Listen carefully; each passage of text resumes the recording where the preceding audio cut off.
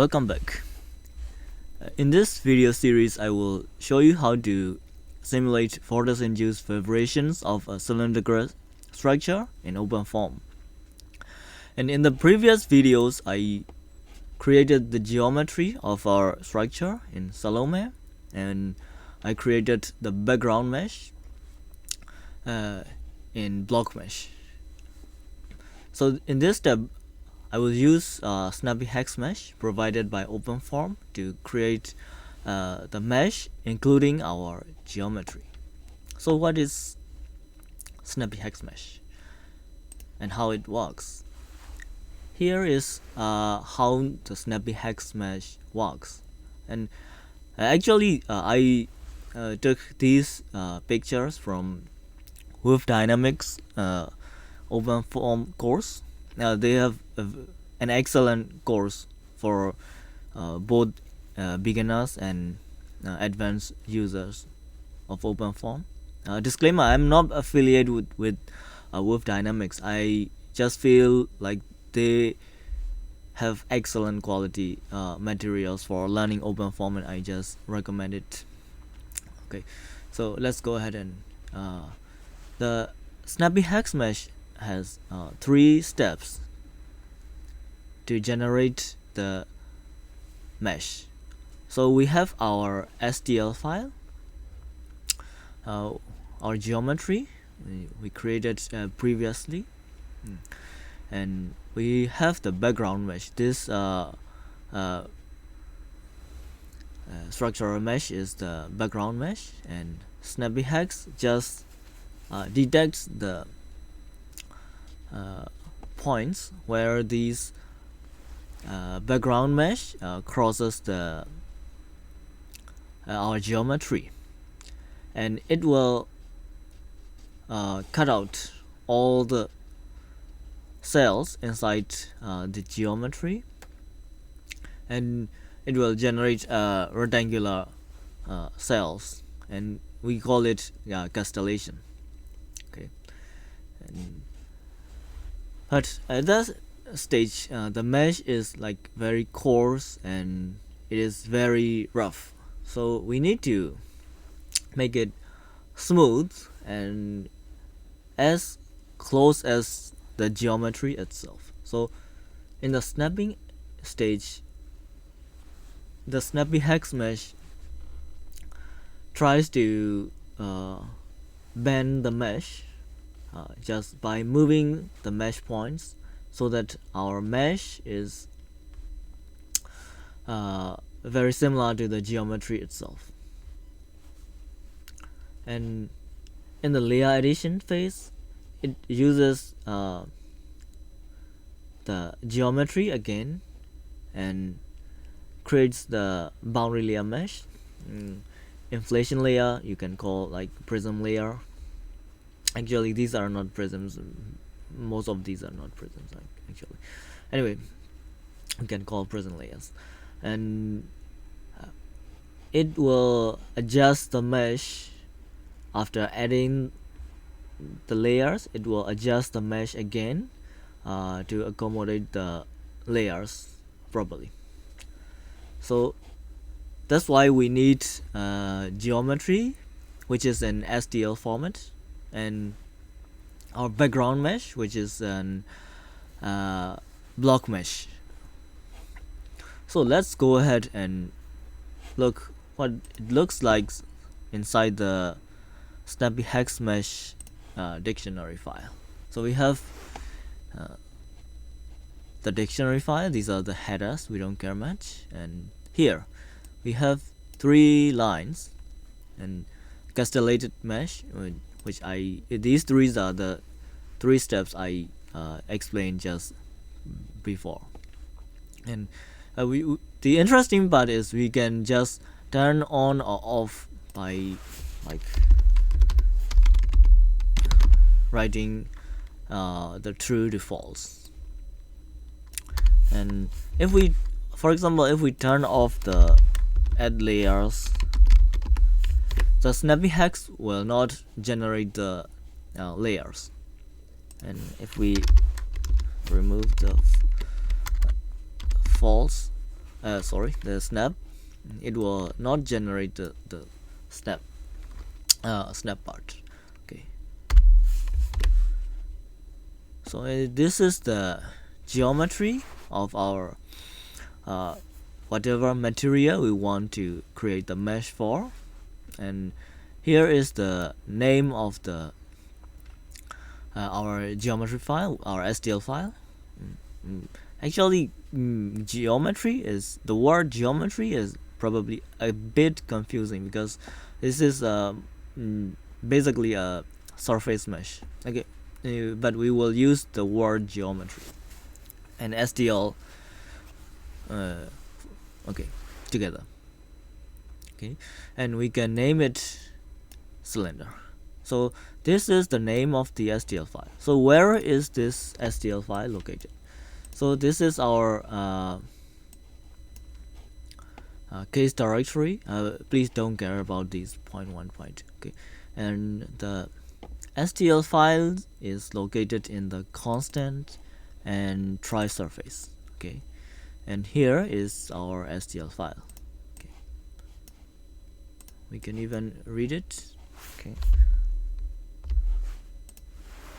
Well, anyway, all we need to do is to name include the name of the STL file, and we give the name to our STL file.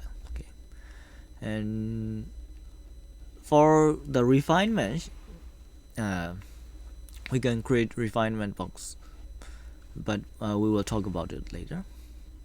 And in the castellated mesh controls, we can control how SnappyHexMesh will create the will carry out the castellation part. So these are the maximum local cells, the global cells. If we want to increase the accuracy, the mesh, the cell count, we can crank these to like 2 million, 200,000 or like 2 million, 10 millions, etc. Okay, and okay, the one of the important things parameters is this one, the number of cells between levels. If we want to create fine mesh, we should not create the fine mesh directly. If we should refine step by step, and this is the number of the cells between each refinement steps. Okay, we will demonstrate it later, but just remember like that. Okay, and these are the features of the we want to refine, and this features is necessary if our geometry has like sharp edges, and because we want to refine such edges.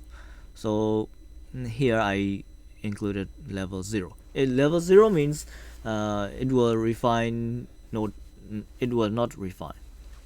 Okay, level 1 means it will refine based on our block mesh. Okay, and then after that we have refinement surfaces.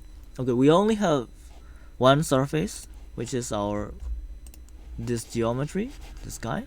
So and the name is cylinder. We named it previously here, and this name will be used throughout the dictionary file. So, and this is the level of refinement. This is the lower bound and upper bound. So if we want finer mesh, we can increase both lower bound and upper bound. And if we want to combine a little bit coarse and a little bit fine mesh, we can set the lower bound low and upper bound high. So, but in this scenario, I will only use 2. Okay. But anyway, this is only just one of the settings, and we can change it later if we are not satisfied with the results. Okay, and this one is also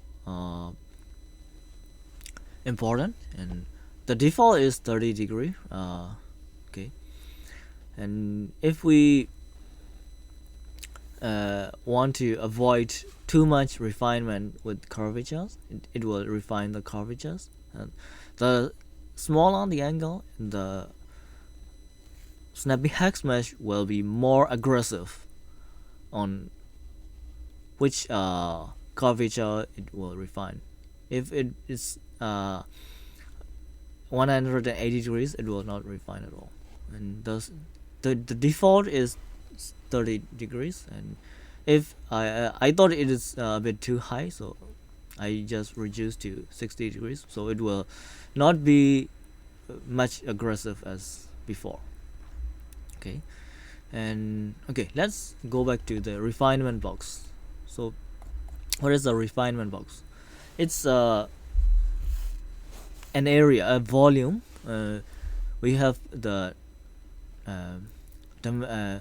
coordinates for the 2 points of this box, and inside the box we can set how much refinement we want, like this. So for the refinement regions, we can assign how much refinement we want. So mode is inside, because we want inside the we want to refine the inside of the box. Okay, and the levels is 1 to 1, because we want the cylinder to be the most the finest part, and this is for like the wake region and the surroundings parts. So the cylinder is the finest, and the refinement box is like 1 level lower than it. Okay, and the location in mesh is okay, let's go ahead and see the mesh. Okay, so this is our geometry file, and we want the mesh outside of the geometry file. So if we put any point inside this domain, it means we instruct the SnappyHex so that we want to leave the mesh here. On the other hand, if we put our location inside the geometry, the SnappyHexMesh will generate only this mesh, this thing as a mesh. So we will not have like the outer domain. We will only have the inner size, inner mesh. So this setting is useful to divide between internal flows and external flows. For external flows, we can use anywhere inside our computational domain, and for an internal flow, we can set the location to be inside of our STL file. Okay. So these are the snap controls, and basically I don't touch these because the default is quite enough. Okay, and for the add layers control, this controls the boundary layer mesh, and we can set the expansion ratio, and the relative size means it's it's relative to the cell closest to the boundary layer. It's closest to the boundary layer. So if we set it false, our settings below these would be absolute values, so we need to be very careful. The default is true, so relative size is true means our final layer thickness of our boundary layer is half of the height of the cell nearest to the boundary layer. Okay, and the minimum cell thickness is boundary layer thickness is like 0.1 of the cells nearest to the layer. So, and then we can set the number of layers as 5, and we can have advanced settings. I will skip these, and most of the settings I will skip here because the settings I explain are the most used settings, and we need absolutely need to use them. So for the rest, we can stay with the defaults. Okay, so let's go ahead and mesh it. Okay, actually I created the use the SnappyHexMesh and created it, so you can save some time. So this is the mesh. Okay, and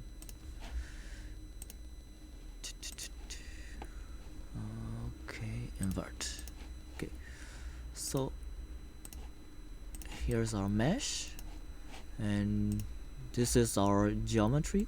So you can see the mesh is still super coarse because I want to make it fast. And this is the castellated mesh. So the SnappyHexMesh just cuts all the cells crossing across the geometry. Okay, and after that, here is the snap mesh. So we have the cell, the mesh is much smoother than before compared to this. Of course, it's very coarse, I know, and I will refine later. Okay, and after that, I can create the boundary layer mesh. You can see the boundary layer mesh is not still very good. It's only around here, and we don't have the boundary layer mesh around here because the mesh is not fine enough to create the boundary layers. So we will need to adjust the block mesh because the background mesh is too coarse. So we need to refine the background mesh first, and by using the block mesh again, and we can do the SnappyHex again. Okay, so I will go back to the boundary block mesh settings. Okay, so these are the block mesh settings I showed in the previous video, and I want to increase the numbers by 2 times in every spatial direction, and I will remesh. Sorry. Okay, form clean tutorials. I think it's better to make it like this. It's easier to see. And then block mesh. Okay, and the command for SnappyHexMesh is SnappyHexMesh. So here it's creating the mesh.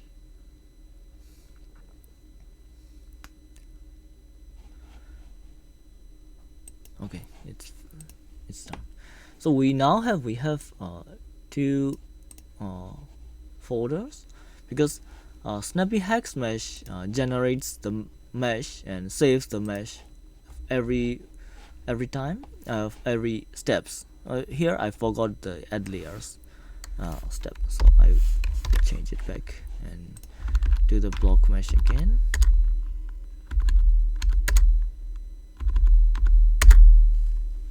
Okay, and rerun the SnappyHex. It will create 3 time steps because we have 3 steps. For each time step, it will generate the mesh and save the mesh. We can use minus override flag to make it the mesh final. It means these intermediate results will not be saved. Okay. Anyway, I just want to show every step, so I didn't use the overwrite. Okay. And I can refresh. Okay, now we can see the mesh is much, probably not much, but it's a bit finer. And the boundary layer mesh, we also have the boundary layer around here. Still not good, but okay. Okay, and this is just for a demonstration, so I will not use super fine meshes, but for validation we should use much finer meshes, and we should care about the wall thickness, y plus, etc. Okay, I will cover these later. Okay, this is for now, and thank you very much.